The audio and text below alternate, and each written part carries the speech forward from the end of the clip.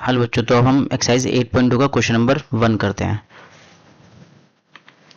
तो इस वाले क्वेश्चन में हमें क्या दिया हुआ है वो चीज़ समझते हैं हम यहाँ पे।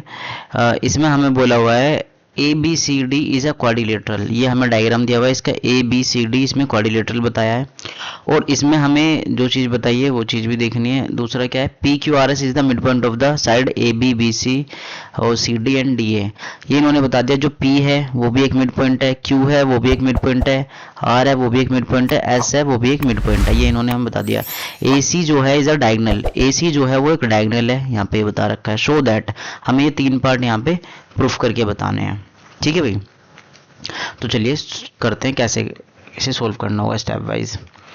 तो सबसे पहला पार्ट हम यहाँ पे सोल्व करेंगे। ठीक है, अब हम सबसे पहले देखो हमें एस आर पैरेलल करना है ए सी के, एस आर ए सी के पैरेलल करना है।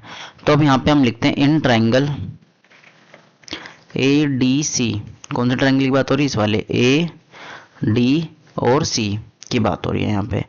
अब इसमें हमारे पास हमने देखा जो एस जो है, S is mid point of A D. ठीक है, इस वाले ट्राइंगल में। दूसरा हमारे पास ये पॉइंट हमें यहाँ पे दिया हुआ है। दूसरा हमारे पास आर जो है वो is mid point of D C. तो इस वाले ट्राइंगल में अगर हम ध्यान से देखें ये दोनों मिड पॉइंट, इससे लाइन बन रही है। तो ये वाली लाइन जो होगी, ये लाइन जो होगी वो हाफ पैरेलल होगी ए सी के और हाफ होगी ए सी के। तो यहाँ से हो जाता है बाय मिड पॉइंट थ्योरम,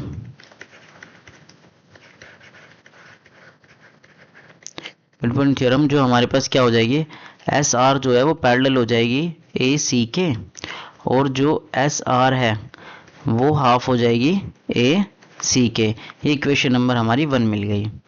ठीक है, अब दूसरा हमारे पास, अब हमें क्या देखना है, इन ट्राइंगल। अब देखो पहला पार्ट तो हमारा यहाँ पे कंप्लीट हो गया इक्वेशन 1 में। यहाँ तो पहला पार्ट हमारे पास कंप्लीट हो गया। देखो एस आर पैरेलल कर दिए एसी के और एस आर हाफ है एसी के, तो पहला पार्ट यहाँ पे हमारे पास कंप्लीट हो जाता है। ये हमारा आंसर हो गया पहले पार्ट का। पर इक्वेशन नंबर हमने इसका नाम 1 डाल दिया है। अब हमें पी क्यू बराबर करना है एस आर के, पी क्यू को बराबर करना है एस आर के। उसे करने के लिए हमें यहाँ पे क्या करना पड़ेगा सेकेंड पार्ट के लिए, वो देखते हैं।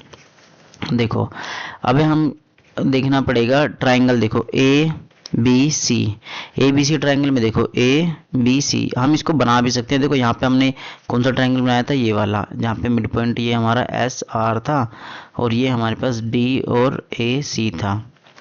ठीक है, ये इस बार ट्राइंगल की बात कर रहे हैं हम जो ऐसे बना हुआ है ए सी और यहाँ पे बी है, यहाँ पे मिड पॉइंट है पी और क्यू। ठीक है, इस ट्राइंगल की बात कर रहे हैं। तो इसमें हमारे पास क्या दिया हुआ है, हमारे पास कि जो पी है is mid point of A B का ये मिड पॉइंट है, और हमारे पास जो क्यू है वो मिड पॉइंट है किसका, ए बी लिखा है तो सी बी लिख देता हूं मैं यहाँ पे, सी बी का। ठीक है, तो यहाँ पे भी क्या हो जाएगा, बाय मिड पॉइंट थ्योरम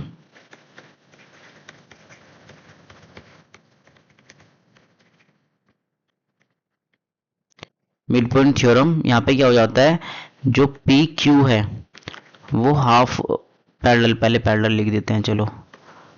ठीक है, अब देखो मिड पॉइंट को ज्वाइन करिए तो ये वाली लाइन क्या होगी, यहाँ पे देख लेते जो हमने बनाया है, ये वाली लाइन जो होगी इसके पैरेलल होगी और हाफ होगी। जो पी क्यू है वो पैरेलल हो जाएगी ए सी के, और जो पी क्यू है वो हाफ हो जाएगी ए सी के। ये इक्वेशन नंबर 2 डाल देते हैं हम यहाँ पे। ठीक है भाई, क्योंकि देखो ये भी मिड पॉइंट है इस वाली साइड का, ये भी मिड पॉइंट है, तो मिड पॉइंट थ्योरम हमने इंट्रोडक्शन वाली वीडियो में समझी थी, जिससे क्या हो गया, ये दोनों आपस में पैरेलल और हाफ हो गए। ठीक है, पी क्यू हाफ हो गया एसी के बराबर। अब ये 2 इक्वेशन हो गई हमारे पास। अब हमें सेकंड पार्ट प्रूफ करने के लिए हमें यहाँ पे क्या करना पड़ेगा, यहाँ पे लिखना पड़ेगा, पहले एक लाइन ड्रॉ कर देते हैं भाई यहाँ पे। यहाँ पे एक लाइन ड्रॉ कर देते हैं, ये लाइन हो गई हमारे पास। अब यहाँ पे ध्यान से देखो, फ्रॉम इक्वेशन 1 एंड 2, यहाँ पे हमारे पास देखो एस आर जो है वो हाफ है एसी के इक्वल, और जो पी क्यू है वो भी हाफ एसी के इक्वल है। जब इनका आर एच एस इक्वल है तो एल एच एस भी क्या हो जाएगा, इक्वल हो जाएगा। तो यहाँ से हमारे पास क्या आ जाएगा, पी क्यूब बराबर आ जाएगा किसके, एस आर के। तो ये हमारा सेकेंड पार्ट का यहाँ पे आंसर हो गया। ठीक है, इन दोनों की इक्वेशन की हेल्प से। ठीक है, अब बचता है हमारे पास थर्ड पार्ट। अब थर्ड पार्ट को प्रूफ करने के लिए हमें इक्वेशन 1 और 2 का ही यूज़ करना पड़ेगा। थर्ड पार्ट को प्रूफ करने के लिए थर्ड पार्ट लिखते हैं हम यहाँ पे भी लिखेंगे, फ्रॉम इक्वेशन 1 एंड 2। इससे हमारे पास क्या है, जो देखो एस आर जो है, या पी क्यू मैं बोल देता हूँ, पहले पी क्यू को ले लेते हैं। चलो पहले पी क्यू लिखते हैं।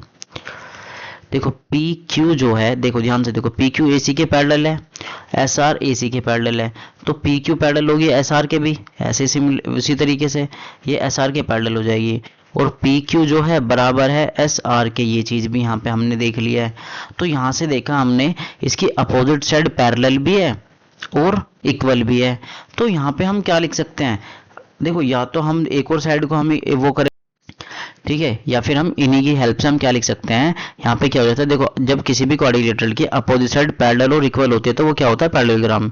सो यहाँ पे लिख देते हैं P Q R S is a parallelogram. ये हमारा थर्ड पार्ट का आंसर भी गया। तो यहाँ पे क्वेश्चन नंबर हमारा 1 कंप्लीट हो जाता है। ठीक है।